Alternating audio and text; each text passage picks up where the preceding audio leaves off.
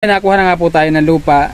Kulang tayo dun sa pambayad ng 7,000 pesos. Kaya dun po sa gusto magpadala, gusto makatulong kina Ate Maricel. At pwede niyo po kaming kontakin sa aming Facebook page po. Kaya sa aming YouTube channel, pwede po kayong mag-comment. Yan, magandang araw mga Kuragon. So yan, inabutan natin yung mag-asawa na gumagawa ng walis tingting. So yan, bumalik tayo dito dahil may nakuha na daw po sila na lupa. Ang ingay ng aso. Kumusta kuya? Ha? Kumbaga, mahirap ang paggawa ka nito. Ginagawa na para mas makakain eh. At least gumagawa ka ng paraan para mabuhay. May makain kayo ng mga anak mo. Asan yung mga anak mo tayo? Andyan po sa taas. Walang klase ngayon. Sa taas ng nyog? Doon po. Isang sahay. Kala ko sa taas ng nyog. Tayo. Yan. Dito ang daming. Saan yun to tayo? Magkano naman yung isa nito? Ito ang daming ginagawa nilang ano. Ang dami na nilang nagawang walis. Magkano isa nito, te? 25? 25 pala isa nito. Ito talaga. 10 by 10. Saan yung nakuha yun? Diyan sa Eco-Park. Saan yun? Saan yung daanan yun? Amal. Mabalik ka naman, sir. Babalik? Tapos, laging kuyaw-yaw. Baka sobrang layo naman. Hindi. Kung dito dadaan, sir, malapit din. Kung doon dadaan? Malayo ka na. Malayo? No, baka doon sa pinakadulo na may naghanap din kami ng lupa doon sa yung papuntang Kuyaw-Yaw, di ba? Sa dulo pa noon. Ay, dito lang. Malapit lang po dito tayo? Dito, dyan lang? Malapit. Malapit po ba yan sa tubig? Oo. Sa eskwelahan? Malapit din, sir. Kung dito nakapasok yung mga anak ko, siguro pa Di next year na lang o kaya? Pwede pa bang i-transfer yan? Hindi na. na pwede, sir. Ay. Kapasok na lang kasi. Magkano yung presyo ng lupa? Magkano daw? Ha? 30,000. 100 square meter. May deed-of-sale ba? Hindi na, sir. Diba? Hindi, siyempre pag binayaran natin, hihingan natin ng deed-of-sale. Ayun, diba? Kuya, talaga sa... Siguro wala naman titulo yun, no? Rights lang yung mabibili natin. Ay, hindi. May titulo daw, Pai. Mayroon na yun. May titulo po yun? Di mas maganda po. Yata sila dyan. Pati kayo tayo may nabili din doon. Ilang sukat po yung nabili nyo? So, mas maganda kung may titulo. Oo. Kung pupunta tayo doon, kuya, saan tayo dadaan dito na? Dito na dyan. Mga ilang oras kaya? Ay, malapit lang naman. Malapit lang ba? And sasamahan tayo ni Kuya Rudy para pumunta nga doon sa may-ari ng lupa. Ayan si tatay. Sasamahan din tayo para makita natin yung lupa. Baka sakaling pumayag na ibigay muna natin tong naipon natin. Para sigurado lang na mapapasa atin na yung lupa.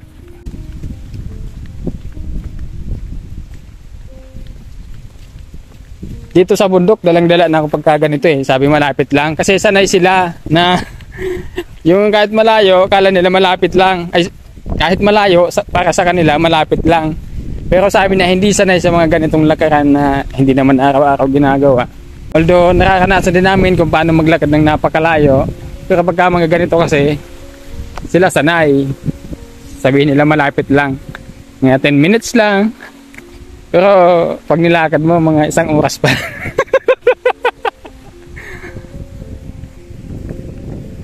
Ito yung bahay mo tayo? Mag-isa lang po kayo dyan? Mag-isa lang po kayo dyan?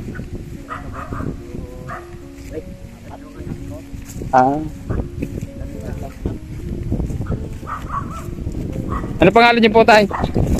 Ano pong pangalan niyo? Aladino?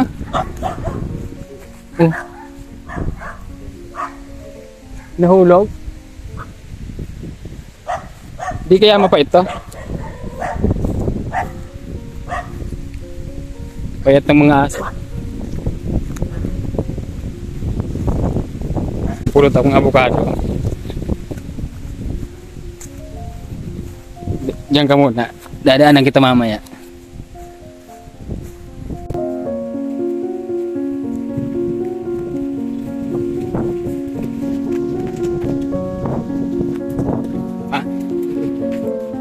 Nasa gawa ko ni. Bukod pa nga yung busis, hindi ko masyadong maintindihan. Ayan, may bahay dito guys. So, napakalinis tignan. No? Maganda yung pagkakagawa.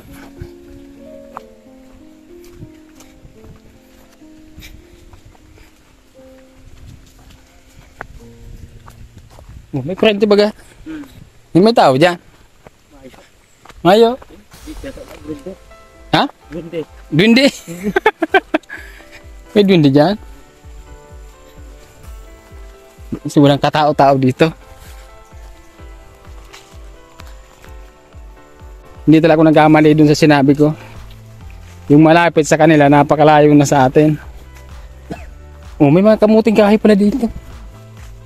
Kanino kaya to?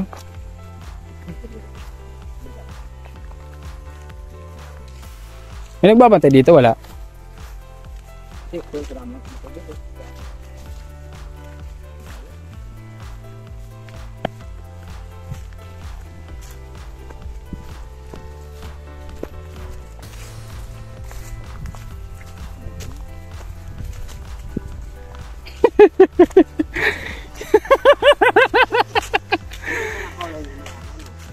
Hindi po. Pero kakasabi ko lang tayo na yung malapit dito, ang layo pala. Totoo nga. Andiyan sa baba, oh. Alin?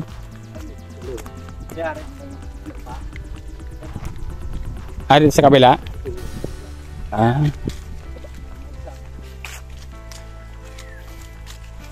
Hiningal din ako ng konti. Buti hindi masyadong mainit.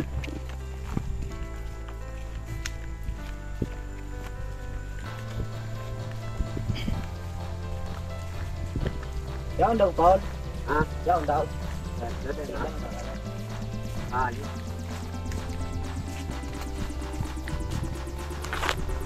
Kakatakot dito pag gabi, no?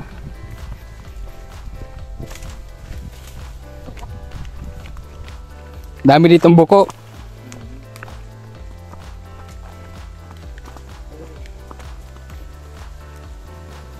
Yung may-ari ng lupa, andito. Yung lupa, saan? Andito din.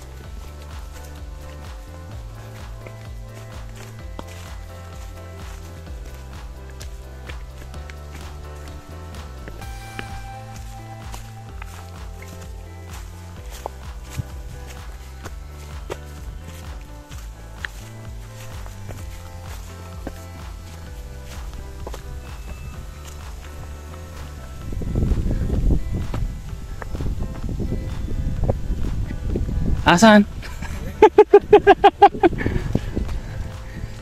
Hiningal talaga ako.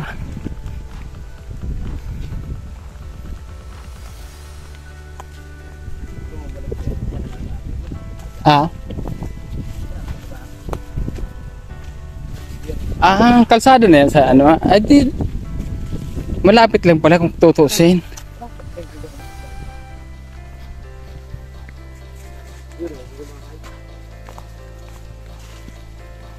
Ito?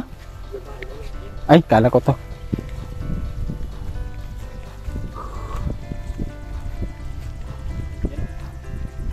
Ito yung may-ari.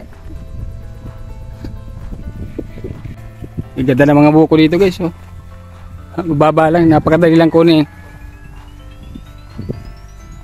Daming bunga. Tabo naman yan, oh.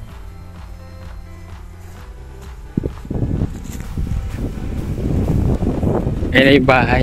So magpapaalam muna tayo bago tayo magbibideo. Ayan dito.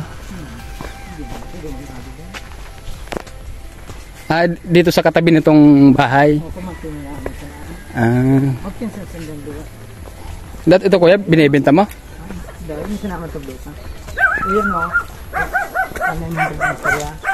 Ito may nakabili na. May bakod na eh. Ito? Ah, oh, ito may bakod na.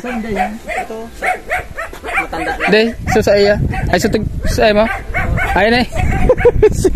Sige mo tayo sunod. Ayun, sabi mo kuya na napakaganda. Ay, may mga tanim na ano. Yung mga, kalsas.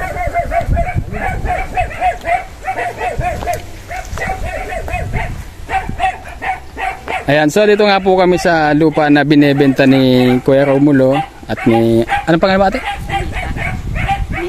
Ninita. At ni ate Ninita, binebenta kay Kuya Rode. So hanggang saan yung sukat ito? Nasukat na?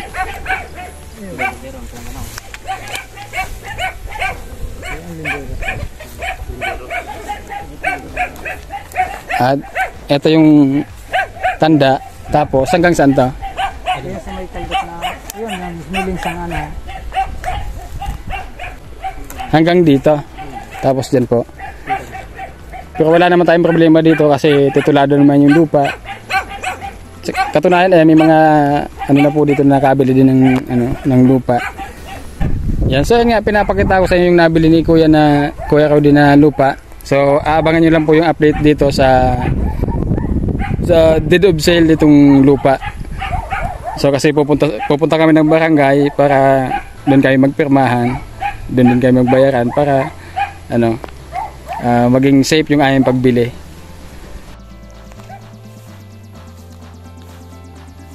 Yan, so talagang wala tayong problema dito kasi ito yung tanda, yung muhon. So doon yan, may muhon din doon Kuya na. Dumas sa kanto. O tapos doon. Yan sa may saging na yan Kuya. Dumas pa siya pinakaunahan. Nasa unan pa. Pag dumas hindi siya alam rin, mahaling yung building. Yan, so siguraduhin lang natin na hindi tayo magkakaproblema dito kasi kung sakaling si Kuya na yung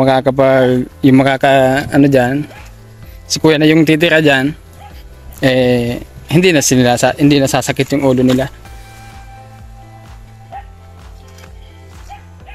Yan. So, yung may-ari nito iba naman. Sa kuya pa yun eh. Sa'yo pa? Oo, ito may muhong pa duman o. Ah, May muhong pa duman.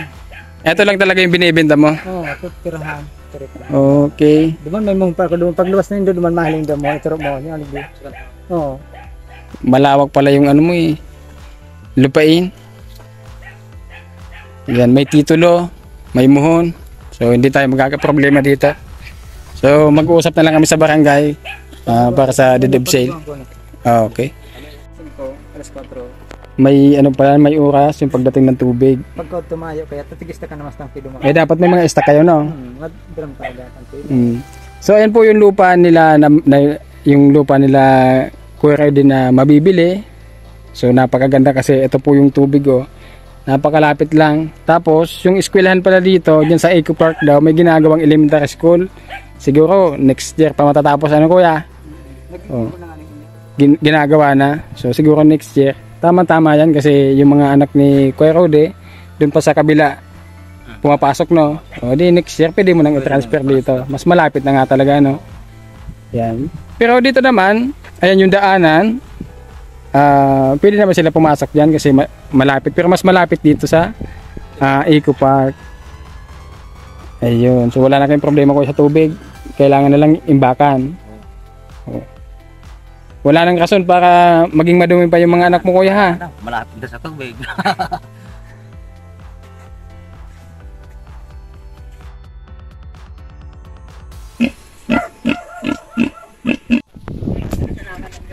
Yan, may binibenta si Kuya dito na binading na kalamansi. Yan, baka gusto niyo pong bumili. Magkano isa nito Kuya? 50 pa natin ng ano. 50 pesos yung isa. Pwede bang kumuha Kuya? Dalawa lang? Ayan, bibili tayo ng dalawa kay Kuya. Itatanim natin kay Kuya Elvin para may pagkuhanan tayo doon ng kalamansi. Ay, dito. Hindi na ba yung Kuya mamamatay? Dahil na. Pwede Hindi, pag nagtubo, kaya po ang tanggalon, manitaran sa sini. Kapag Ito lang talaga dapat patubuin? Oo, pag may tanggalin mo dito, pag nasa baba. Oo. Tayo na kalamansi ko yan. Yan o. Ang kalamansi pala ito, tapos yung puno, ransas. Kaya po ang tanggalin mo nandito. Kapag hindi mo tinanggal, matatalo ulit ito. Ransas. Sabihan ka lang si Kuya Elvin. Ayan, sa wakas nakabalik din kami dito kina Kuya Rowdy. Minsan nakakadala magtanong sa mga nakatira dito sa bundok. Kasi pag tinanong mo kung malapit lang, sasabihin malapit lang.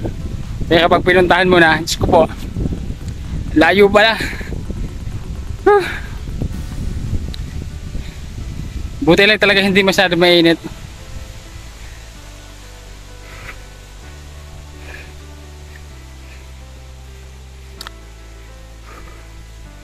Yung minapulo tayo nyug tsaka avocado. Ewan ko dito yung nyug. Avocado lang yung dadalhin ko.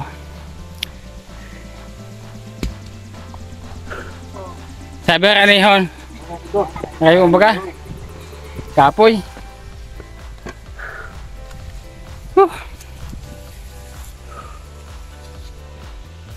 So maganda yung lokasyon na nahanap namin na lupa kasi malapit sa tubig. Ayun, kung nakita nyo naman malapit sa tubig yung lupa. Tapos the same time napakalapit po sa eskwelahan. Giging maayos po yung pag-aaral ng mga bata. Dahil tulad dito sa tinitirahan nila ngayon, napakalayo po ng ano dito, ng eskwelahan. Saan sila nag-aral dito? Malipak. O, napakalayo po nun. Kaya magiging maayos yung kalagayan ng mga bata pag nakalipat na po sila doon. So kaya sa lahat po ng gustong tumulong sa kanila, wag po kayong mag-atubili na kontakin po kami. Salamat na maray sa nagtabang sa muya na magkaigwa kami ning sa diri Mindaga. Salamat po talagang maray. Thank you po. Yes, si Kuya. Salamat man po sa nagtatawang po mga sponsor na iguana pa ko making daga. Yun lang po. Yan, ngayong may lupa na kayo siguradong matatayong kayo mabibigyan kayo ng pabahay. So pang 21 na pabahay ko na to. Kaya sana lang kami makikiusap. Sana pag napatayon kayo ng bahay, lagi lang malinis. Wala tayong magiging problema doon. Wala kayong makikinig sa akin basta laging malinis yung bahay. Ano, malapit na sa tubig, yung mga bata dapat laging malinis kasi pangit tignan yung mga batang madudumi. Although talagang hindi maiwasan yan kasi nga bata. Pero wag naman sana yung para may mga uling sa mukha. Wag naman sana ganoon na. So, yun lang yung hinihiling namin. Lahat ng binibigyan namin ng bahay, yun yung request namin. Lagi lang malinis. Tulad nitong sa inyo, magpapabahay sa inyo. 72 years old na. Masakit pa yung likod niya lagi. Kaya hindi siya nakakapagtrabaho ng maayos. Kaya yung request niya, maging malinis lang yung bahay nyo. Kasi kung siya lang yung iniisip niya, ayaw niya na magtrabaho kasi nga may sakit na siya sa kamatandaan na. Pero dahil gusto niya makatulong sa inyo, so kaya kahit pa paano nagtatrabaho pa rin para maging maayos kayo. Alam mo, hindi pa kami nag-uusap ng sponsor na yon na hindi yun umiiyak. Kayo yung pinag-uusapan namin. Gusto niya na maging maayos kayo. Kaya sana yung pakiusap namin, gawin nyo lang para yun na lang yung bawi natin doon sa sponsor natin. No? Ngayon pa lang congratulations na dahil ayan, mayroon na tayong pang 21 na babae. Sigurado na to. Kaya maging blessed kayo ha. Kung ano yung sinasabi namin na alam nyo naman na magiging makipaginabang sa inyo, sundin nyo lang. Kasi hindi naman namin sinasabi yun para sa amin. Kung sinasabi namin yun, so ikakabuti nyo. Kaya good luck. Kuya, mag-update ulit ako ha.